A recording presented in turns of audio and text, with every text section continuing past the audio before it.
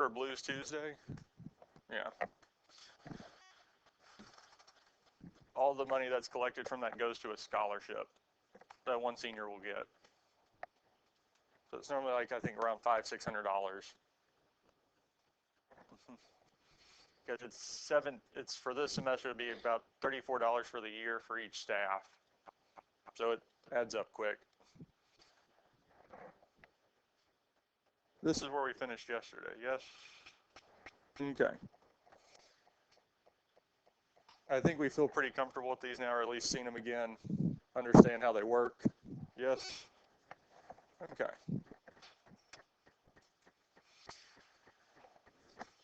Now the next one that we have is our higher degree polynomial, this one here. Now the book is going to solve this one by grouping, or what we call factoring by grouping, or I sometimes call it greatest common factor twice, looking at greatest common factors and pulling it out twice. So there's many different ways, again, to solve these here. All right, so one of the first ways that we can actually go about solving this is by actually graphing it. Because with these higher degree polynomial functions, we can graph them. So if we look at this here, x cubed minus 3x squared minus 3x plus 9. So we can come over here on the graphing calculator, hit y equals, and type in x cubed minus 3x squared minus 3x plus 9. So we can type this into the graphing calculator to start with. And I believe I typed it in right. X cubed minus 3x squared minus 3x plus 9.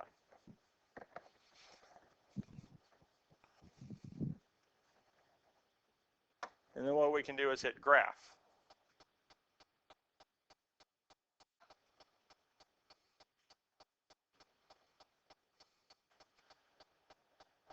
And what we're doing is we're trying to find the points where, or trying to find out what values of x will make this function equal 0. And that's the main goal. So we have this here. We see 3 different spots where it is 0, where it crosses the x-axis. Now, 2 of these 3 points do not look like they work out to be nice spots, but one of them might. So we can go second graph to pull up a table. And we do see that one of them is 3. Because when x is 3, the value of y is 0.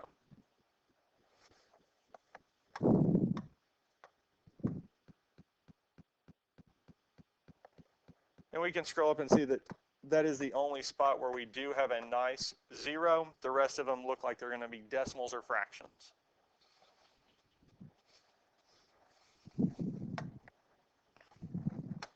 Pull this back up.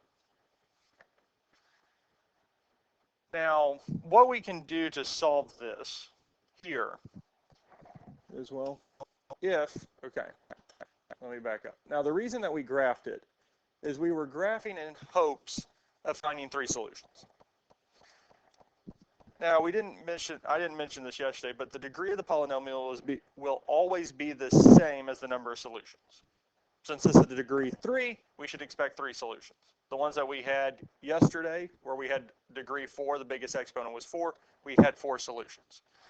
So here we expect to have 3 solutions, and we know one of them is going to be 3. So that means we're looking for 2 others.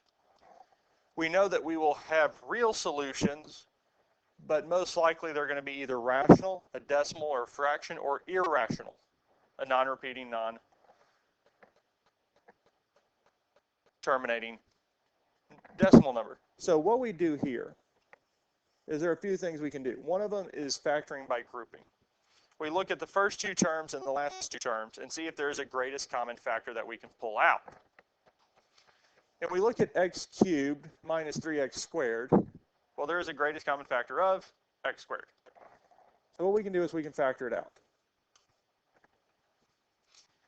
And what we're hoping is that whatever we have left in the parentheses, when we do it for both, will be the same. Now when I factor an x squared out of x cubed, I'm left with x minus. When we factor an x squared out of 3x squared, we're left with 3. So when I factored x squared out of x cubed minus 3x squared, we're left with x minus 3. Now if we can factor something out of the next two terms and get it to be the same, what's left over the same as x minus 3, that will help us immensely. Well, what can we factor out of 3x, negative 3x, and positive 9 to get us to x minus 3? We can factor out of 3, and that would change 3x to just x, and it would factor out of 9 and give us 3, yes? But what do we need? We need that 3 to be positive or negative? Negative, and we need the x to not be negative, we need it to be.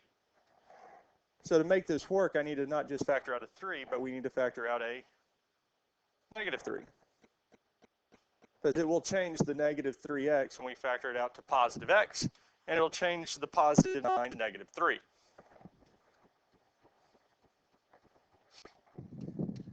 Equals 0. So the goal of this was to get both of these here to be the same. Because now we have two terms. Each one has two things being multiplied together. The first one has x squared times x minus 3. The other one has negative 3 times x minus 3. Now they both have something in common, yes? Yes, they have the x minus 3. So this comes in where I say we factor it twice. You grade common factor twice. Because what I'm going to do now is I'm going to factor the x minus 3 out of both. So if I factor x minus 3 out of the first term, all I'm left with is x squared. If I factor the x minus 3 out of the second term, we're left with minus 3. So when we factor it twice, we get down to x minus 3 times x squared minus 3. So these are our two terms. Any questions on how we got to this here? Well, whenever we have two things multiplied together to equal 0, one of them must be 0. So we're saying that either x minus 3 is equal to 0 or x squared minus 3 is equal to 0.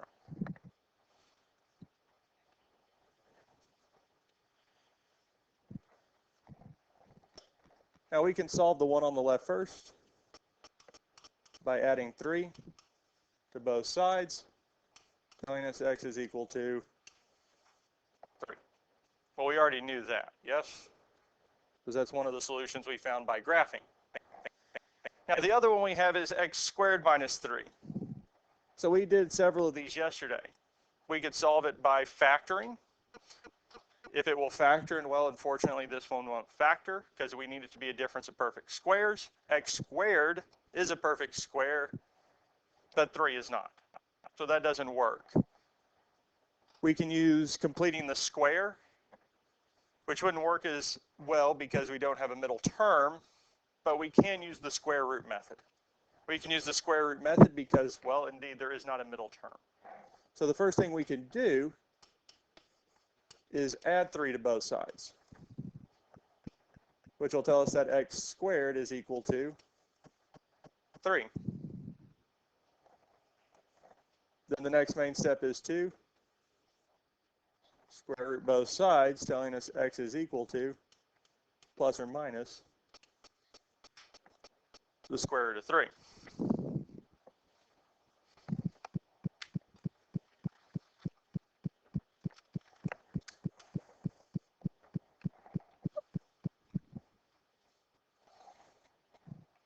And these here are our solutions.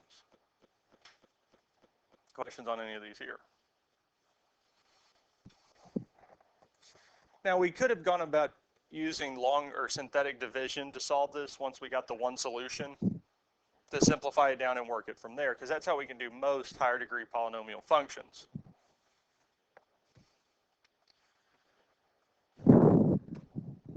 And there's different ways that we've gone about it, especially in Algebra 2. Now, are there any questions on this here before we move on to the next one? We're good with this here?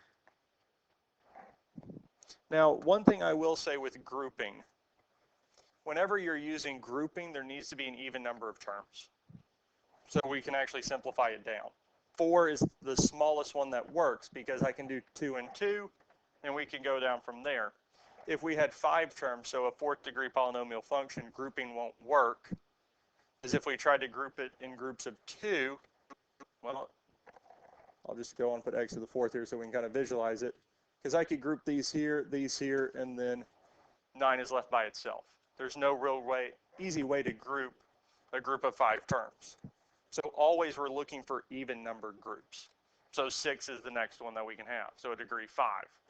Because we can do 3 and 3 or 2, 2 and 2. It's easier to group together. But especially once we get over degree 4, I wouldn't prefer grouping. I would go straight to graphing and see if I can get all the solutions or get close to it. Let's look at this next one here. 6x cubed minus 27x squared minus 54x. Does anybody have a guess at one of the solutions?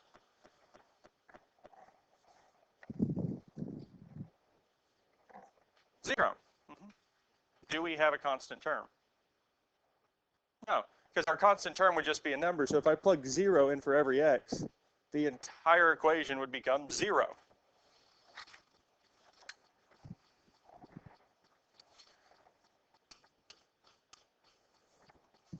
So that's kind of nice. Now,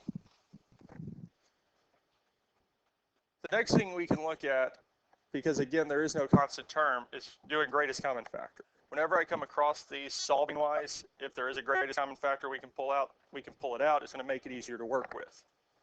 And because 0 is one of the solutions, it's really telling us x is a greatest common factor that's going to get pulled out. Is there a constant or a number that we can pull out from 6, 27, and 54? 3. Because we know 6 is divisible by 3. 27 is, because 2 plus 7 is 9. That's divisible by 3. 54, 5 plus 4 is 9, which is still divisible by 3. Now, if we had 9 in the first term, 9x cubed, 9 would have been divisible by all 3. We know 6 isn't divisible by all 3, because for a number to be able to divide by 6, it has to be divisible by 2 and 3. If it's divisible by both 2 and 3, it will be divisible by 6. 27 is not divisible by 2, so 3 is the only one we have. Now, part of the reason that we do pull that term out is it's going to make the quadratic that we have left easier to work with, smaller numbers.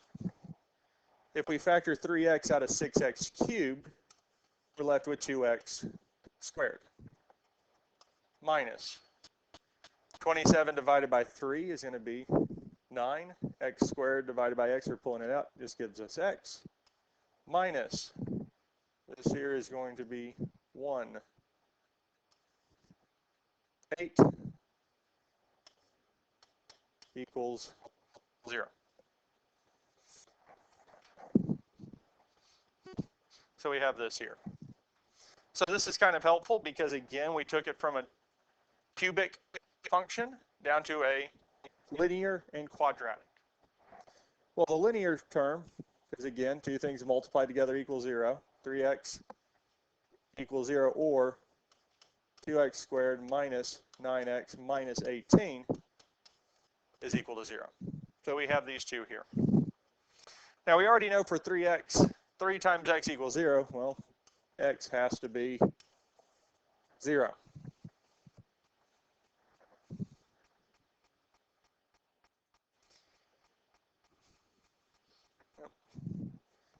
Any questions on this so far?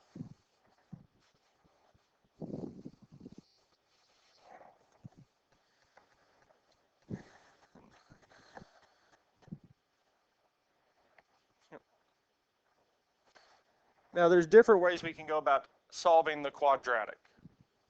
One of them is graphing. We could factor it. We can use completing the square. We can use the quadratic formula. We can use any of these. So if I wanted to graph it, we can try it first. Clear. So we can say 2x squared minus 9x minus 18.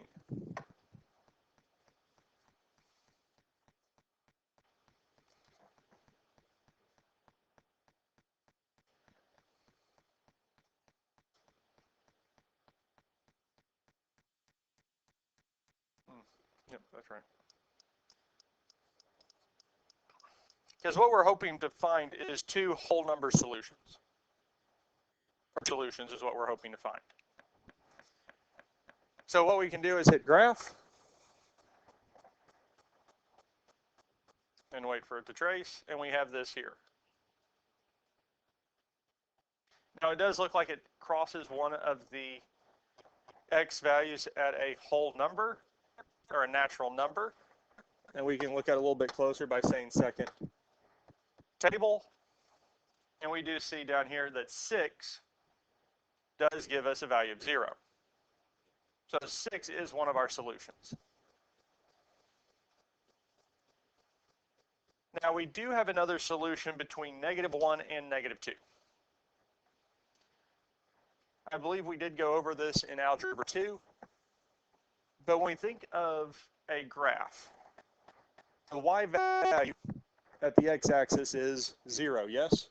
So above the graph, it's positive. Below the graph, it is negative. So if it ever crosses the graph, or crosses the x-axis, the y value should either go from positive to negative, or negative to positive. And so right here. And if we look at this here, this spot, okay, we see that the y values do change from negative to positive. So that's telling me that somewhere between -1 and -2, there is a solution. There's a solution value sitting there.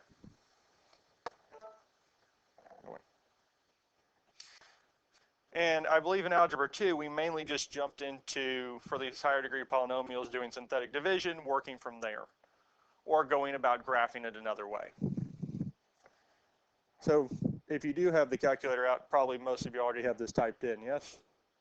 I'm going to show you a feature that we have. We can go second trace. Second trace brings up calculate. Now this will work well if the other solution is a rational number, a number we can write as a fraction. Because what we're looking for is 0. We're looking for where the function is equal to 0. So if we hit enter on the second one, it's going to let us try to figure out what that is.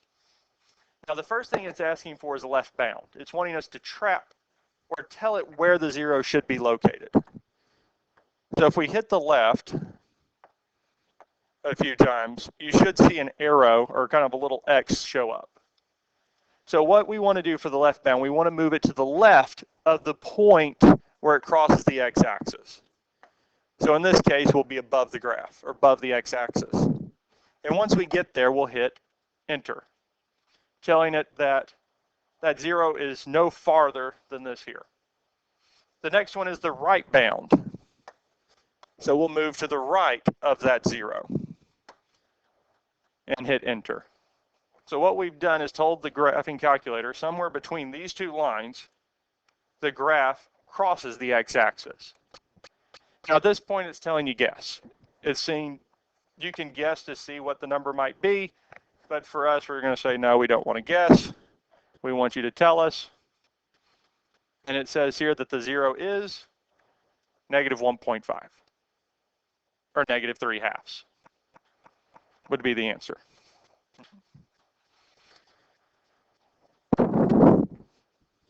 So,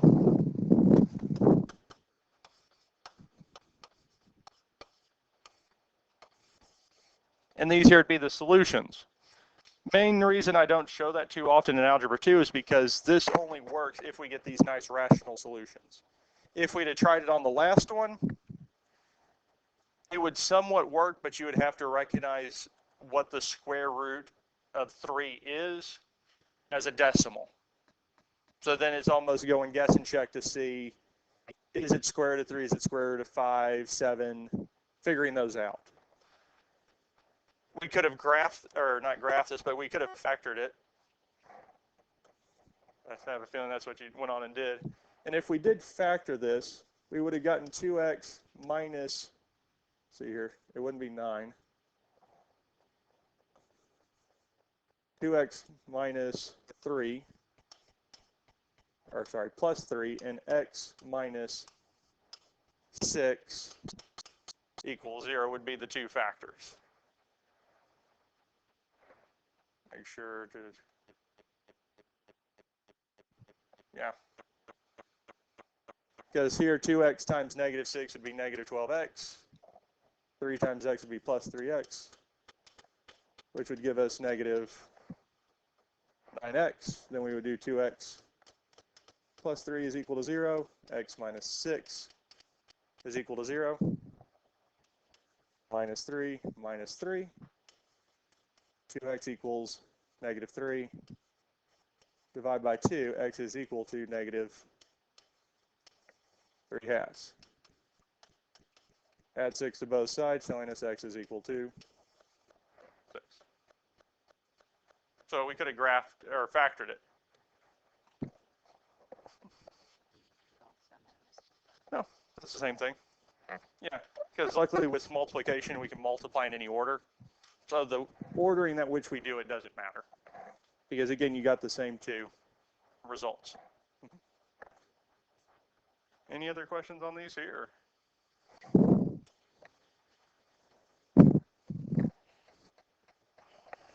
That brings us to the next type of equation that we went over. And it almost feels like we're covering every type of possible equation that you covered really in Algebra 1 and Algebra 2 all at once. Radical equations. Now, whenever we solve a radical equation, we want to try to get the radical by itself. And if that's not possible, if they have more than one, we want to try to split them apart because they're easier to work with if they're on either side. So here, the first thing we want to do is to get this radical, this square root by itself first. Since it's having that minus x with it, the first thing I would do is go on and add x to both sides. So that we have just the square root of 2x plus 7 on one side is equal to x plus 2. Now there's nothing wrong with writing it as 2 plus x. I just like having it in standard form as this here.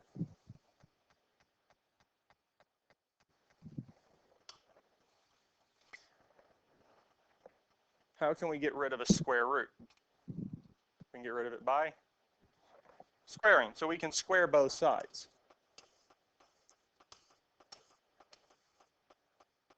Because on the left-hand side, the square root and square will cancel, leaving us with 2x plus 7 is equal to.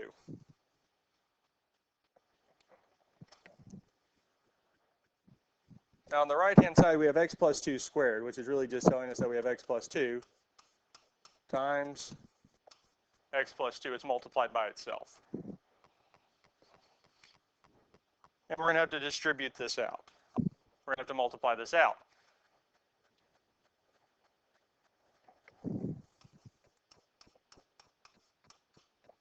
So we'll do x times x, which will give us x squared. X times 2 is going to be plus 2x. And we'll do 2 times x, which will be plus 2x, and then 2 times 2 is going to give us plus 4.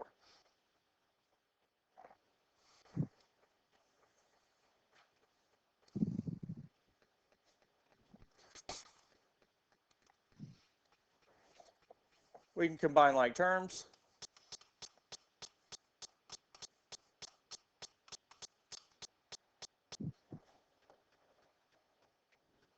Any questions on this so far?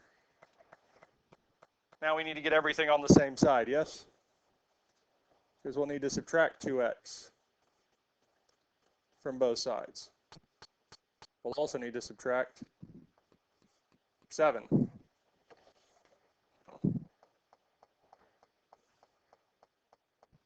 Because when we do this here, this entire side will become 0 is equal to x squared plus 2x minus 3.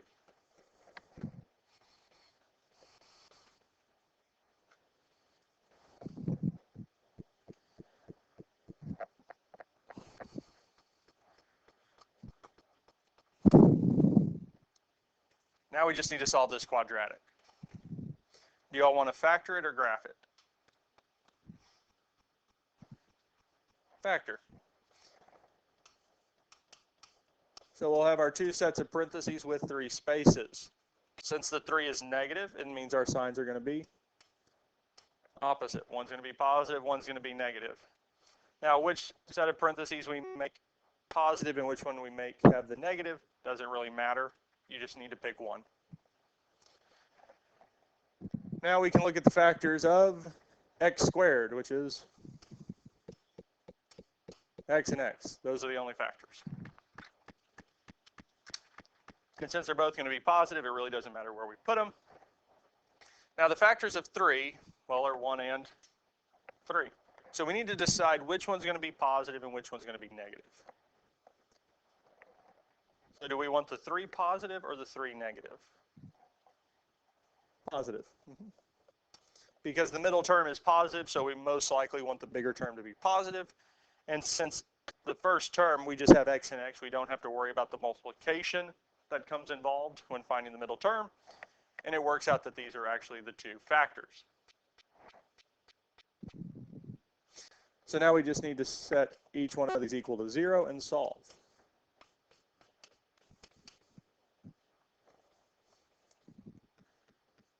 So for the first one here, we can subtract 3 from both sides, telling us x is equal to -3. Here we can add 1 to both sides.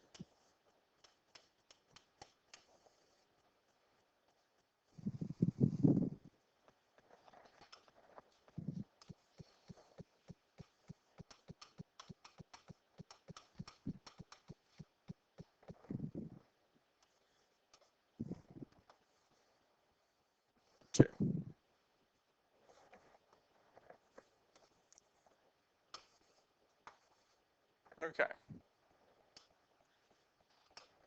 Now the last thing we need to do is we need to check this. Because with square roots, what's inside a square root cannot be negative. We can't have a negative number finish out inside a square root. So what we'll do is we'll check each of these to make sure that they work. We can check 1 first. Square root of 2 times 1 plus 7 minus 1 is equal to 2. Now we can work this one by hand at this point, or we can type it all into the calculator.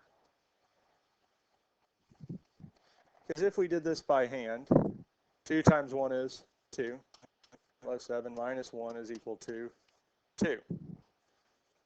2 plus 7 is 9. Square root of 9 is 3, and 3 minus 1 is indeed 2. So that works. That is the correct answer. So x equals 1 does work.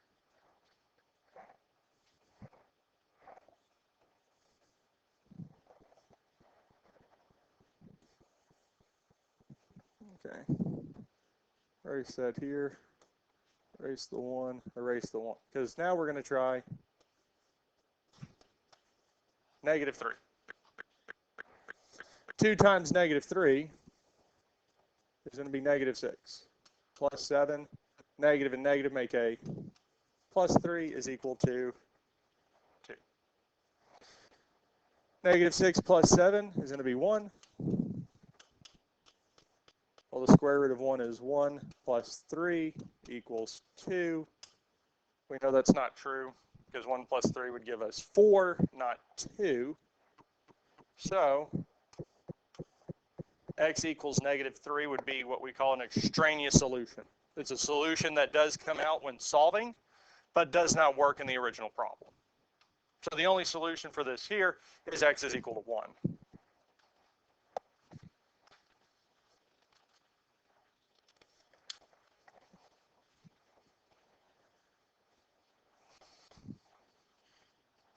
Any questions on this here? Any questions on anything we've done so far?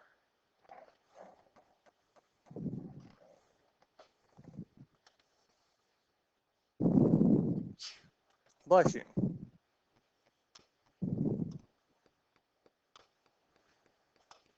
Okay. I'm going to skip the next one, 23. We'll come back to it. I want to start tomorrow off with it because it's going to take one more day to finish this. And it's not that there's anything wrong with the next problem. I just don't want to have to get partway through and then rush it to finish it out because there are a lot more steps. There's a few more steps to the last one that we, or the one that we skipped than the one we just did. So we'll finish off with this one here, and then we'll pick up with the one we skipped tomorrow. Now we look at this one here, again, just like the one we just did, we want to get the radical by itself. We want to get this radical by itself first. So the first thing we can do is subtract 2 from both sides, which will tell us that negative square root of 40 minus 9x is equal to x minus 2.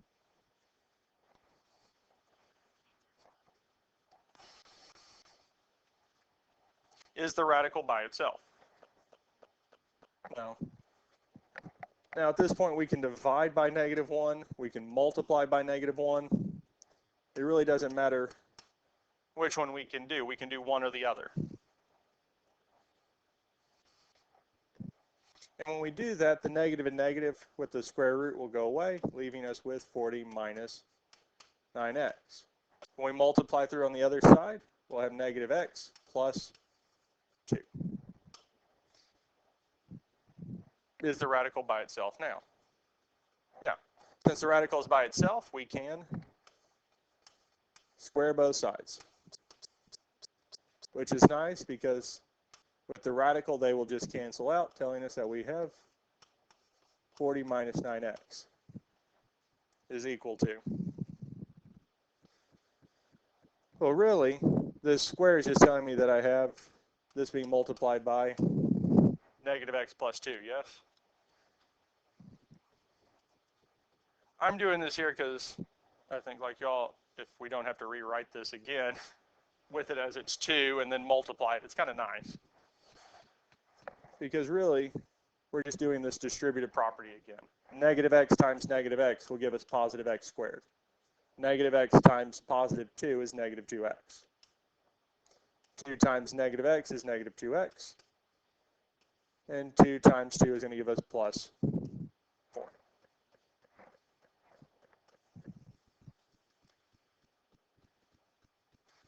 That's telling us that we now have 40 minus 9x is equal to x squared minus 4x plus 4. And funny enough, x minus 2 that we started out with before we multiplied through by the negative is actually x squared minus 4x plus 4. So realistically, that negative that we had on both sides, that we applied to both sides, went away anyways. Now, we need to get this equal to 0. So what we can do is we can subtract 40 from both sides and add 9x, which will tell us that 0 is equal to x squared plus 5x minus 36.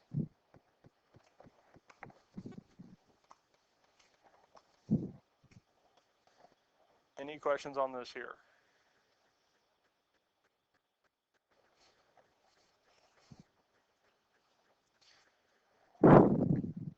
So we can factor this and get the factors of it and then solve.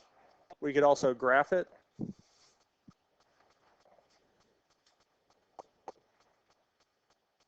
Where x squared plus 5x minus 36 and hit graph. That's a whole number. Can you come back up? Yep. So we can see here on the graph it does cross at two whole numbers, or two integers. And if we go second table and look at it, well, one of them is 4. So one of the solutions is 4. We have to scroll up a little bit. And -9 is the other. So it tells us 4 and -9 are our two solutions.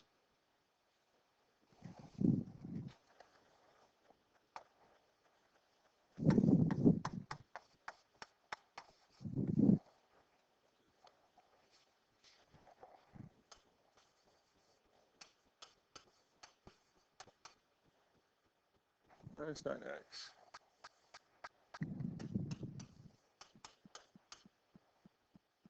But we still need to check to see which one of these works. Well, like last time, the positive one works, so we can try it first.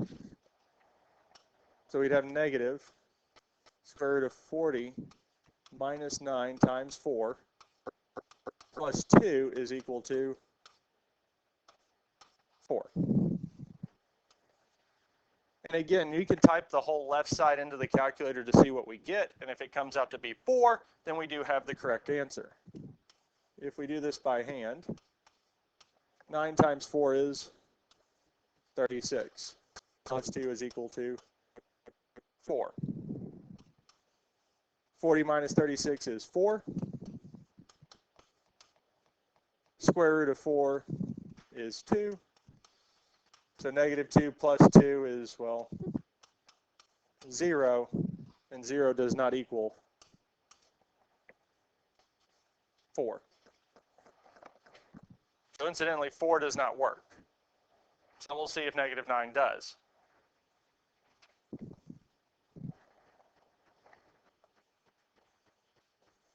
Okay. All right. Nope. Either one of them is the eraser. So we can try -9 instead. Erase all this here. Erase all this here. Negative square root 40. -9 times 9 is going to be plus 81. Plus 2 is equal to -9. 40 plus 81 is actually 121. And the square root of 121 is 11. So we actually get -9 is equal to -9. That works. So our one actual answer is -9. Any questions on any of this here? So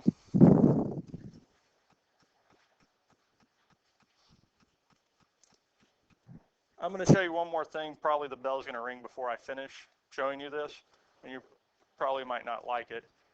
This is our original equation to start with, yes? I can subtract x over, getting this equal to 0, yes? So what I could do is pull this calculator up, and y equals, hit clear, and say negative second square root of 40 minus, I think it was 9x, yes? Plus 2 minus x. And that's if I got everything on the one side of the equation, yes? And hit graph. So again, just like with quadratics, we're seeing where it crosses the x-axis, where the function would equal 0. We do see one spot where it crosses. If I look at the table, it's -9. So we could have actually graphed this from the beginning and got the answer.